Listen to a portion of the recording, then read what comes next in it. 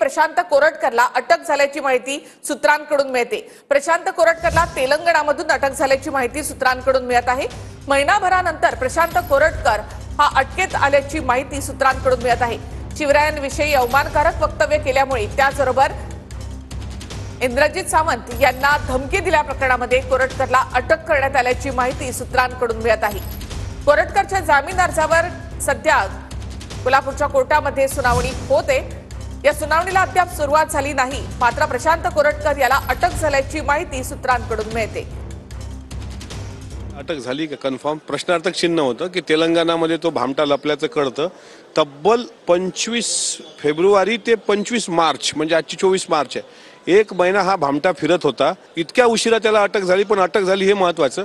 आता तात्काळ त्या भामट्याला जेरबंद करा, त्यावर देशद्रोहासारखे कठोर गुन्हे दाखल झाले पाहिजे। तो मोकाट सुटता कामा नये आणि त्याचा भाऊ राहुल सोलापूरकर हा सुद्धा मोकाट राहता कामा नये। लवकरात लवकर जेरबंद होऊन त्याला कठोर कारवाई झाली पाहिजे, ही आमची भूमिका आहे। नाही, अशा प्रवृत्तीनं खरोखर या अगोदरच अटक करायला पाहिजे होती आणि पकडल्यानंतर भर चौकामध्ये अशा लोकांना ठेचून काढलं पाहिजे। अशा प्रवृत्ती महाराष्ट्रामध्ये वारंवार तयार होत आहेत आणि आपले जे महापुरुष आहेत छत्रपती शिवाजी महाराज आहेत यांना बदनाम करण्याचा प्रयत्न करत आहेत, तर त्यांना सोड